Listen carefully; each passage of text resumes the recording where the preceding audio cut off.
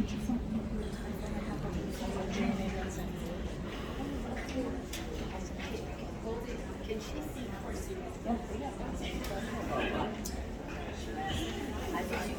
speaker is Robert Kyan Davis. Currently works as an administrative nurse manager in Bronx, New York, and he has been a nurse leader since 2012.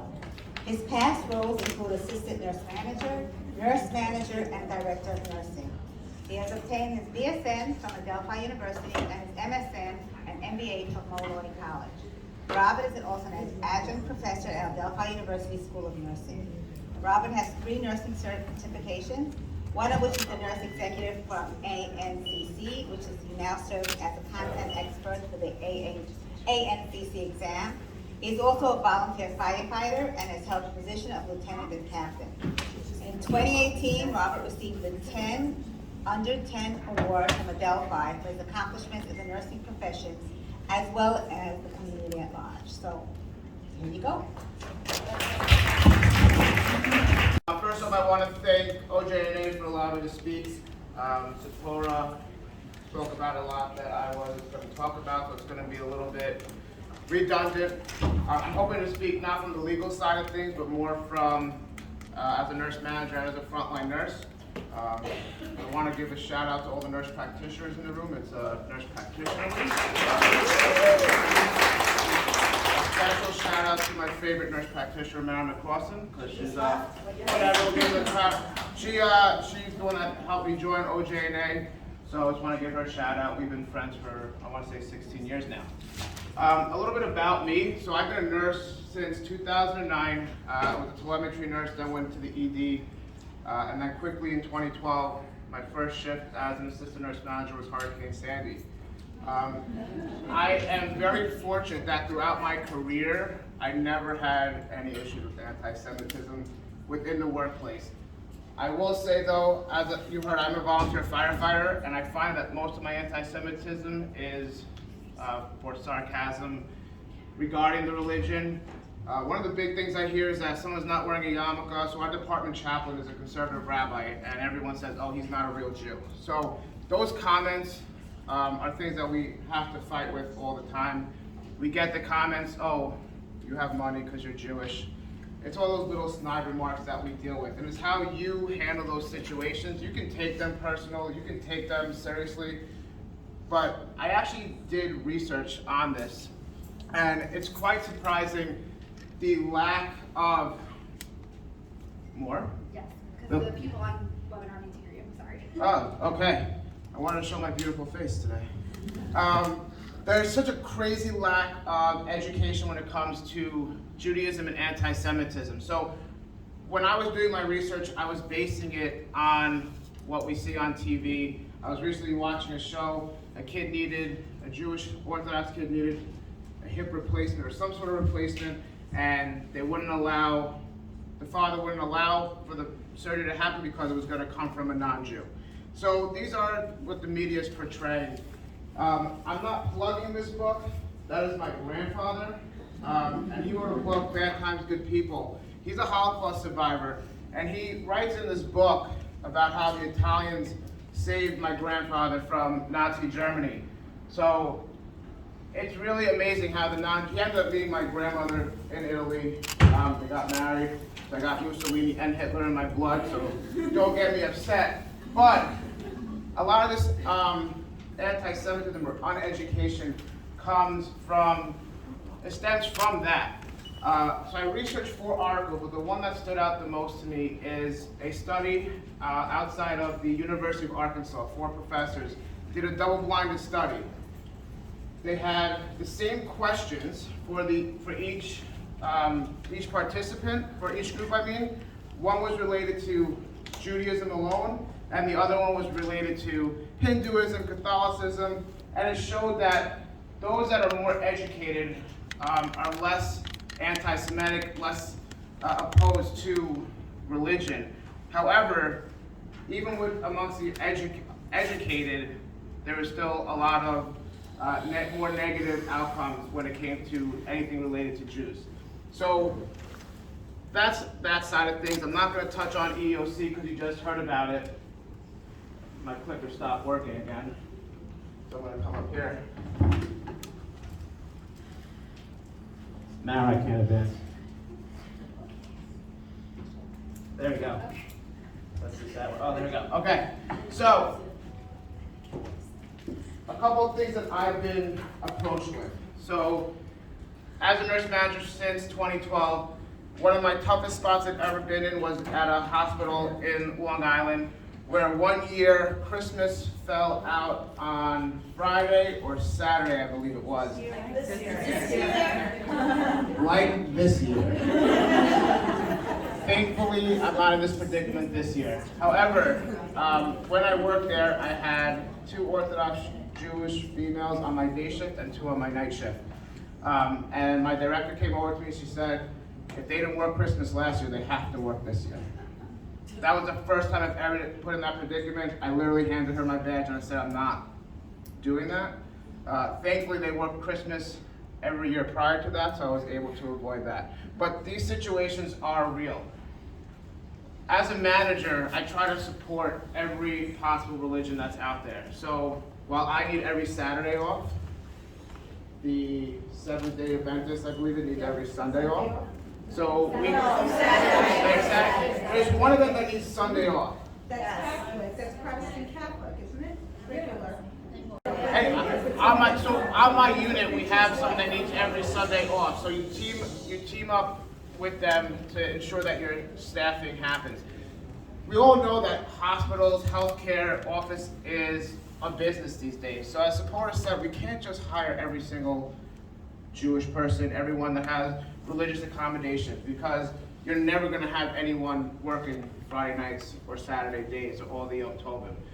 So it really is something that is tough for me. My boss, thank God right now, happens to be Jewish, and she's like, Rob, why don't you have any Jews on your floor?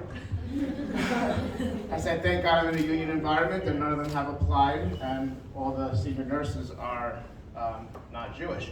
But I do know frequently, as mentioned, that on the interview it's scary to, what do you talk about? On Facebook, I always read the comments or the questions. When should I tell them I'm pregnant? When should I tell them that I'm Jewish and I have all these religious exemptions? For me personally, I think you should do it on the spot. I always wear my yarmulke. People ask me, why are you wearing your yarmulke on the interview? You're not going to get the job. I've never not gotten a job that I've applied to, and they say, oh, it's because you're male. I don't want to truly believe that aspect either. So I think you really need to be open about it. Be transparent. So I have a friend who was working at, I don't want to say the hospital, was working at a hospital in Queens, didn't say about the reasonable accommodations. Rosh Hashanah came around, they put him on, he didn't show up for work, just like Sapora said. Got terminated because of it. You just can't do that, it makes us look bad. So you have to help with that. When I first became a nurse manager at South Nassau Community Hospital, before I could even interview, they said you have to have your cell phone on you on Shabbos. I said to them, I don't know if I can. So thankfully, my Rav gave me permission to have my phone on me 24/7. But once again, these things that come at you are not necessarily an anti-Semitic approach. It's more of that this is what the job entails, and you could get heterim from your rabbis for different needs. There's people that go to my shul in Oceanside that do work on Shabbos. They got permission from the Rav to work, and they do it. For me, thank God, except for when there's a crisis at the hospital, I've never had to be forced to work on Shabbos. I've had to walk home on Shabbos when I live close, but thankfully I've been very fortunate with that. I was talking to my boss yesterday about this presentation, and one thing I changed yesterday, was very important. I don't know if anyone has ever read the author, Simon Sinek. He talks about explaining the why. So a lot of times we talk about the what. Oh, I need off for Rosh Hashanah. Oh, I need Pesach off. But why? Tell them about it. Explain it to them.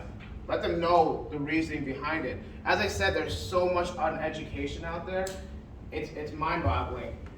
People get insulted when they come to me, oh Rob, what makes that kosher? Do they bless it?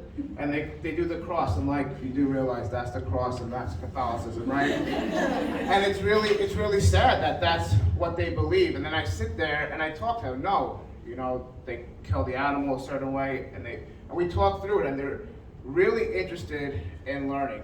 So if you're gonna, everyone says, oh Rob, you're the chilled out Jew. I don't know what a chilled out Jew is. I just know that I am okay and confident in myself and who I am. And yes, I'm sure there's things that I do that might be a chilul Hashem. I don't know. That's to each their own when they're in this predicament. As the Torah said, you're going to have to work every Sunday. For the first 4 years of my career, I didn't have a weekend ever. Shabbos was Shabbos. When Shabbos was early enough, like now, I went in Motzei Shabbos. But throughout the summer months, there was no barbecues. I was a night nurse. There was no barbecues for me. There was nothing. It was just the way it was. Occasionally, I got a vacation or a request off, which was nice. But if you want to be in this profession, you have to make those accommodations for them as well. One thing I really want to touch upon is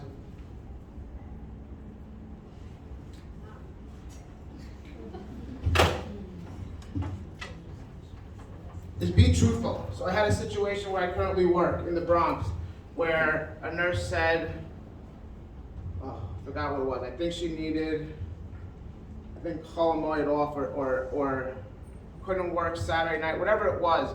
And unfortunately, I work at the Einstein campus in Montefiore, where it's a very heavily Jewish population over there. However, I feel like I'm the token Jew in leadership, except for my boss, and the CMO happens to be a Jew as well. I got called into the office with the union to witness this, and the nurse was like, oh no, I absolutely cannot work Saturday night. Oh, I absolutely cannot work Cholamoid.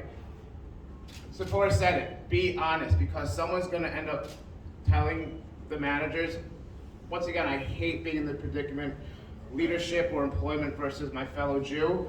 But at the same time, we all have a paycheck, and we all have to represent ourselves appropriately. So if you can work Motzei Shabbos, work it. You can request it off, and don't tell them that, oh, HR said on employment that I don't have to work every Sunday, I can only work 2 out of the 4. No HR representative, I don't say no, none, but they're most likely not gonna happen, that you're gonna get those accommodations that everyone else has to work 4 weekend shifts, but you only have to work 2. So just be extremely, extremely truthful to what you're talking about.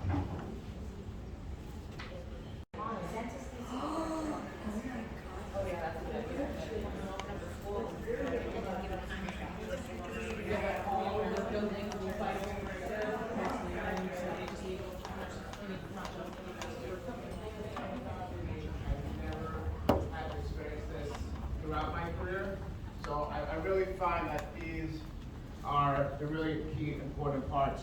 Is staying true to yourself. You have to feel what you're comfortable with.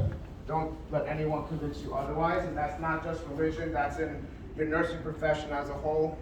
Be truthful, because as soon as you stretch the truth, then you're already making yourself look like you're a liability, that there's going to be issues. Be respectful, be transparent, and answer any questions. If you don't know the answers, and a lot of times they're like, oh Rob, why are you fasting today? There's so many fastings out there, and unfortunately my kids don't come home with a lot of our Torahs explaining them to me, so I don't remember every single one of them, which Jew died over here, etc. So you can get back to them. I can't tell how many times I Google things.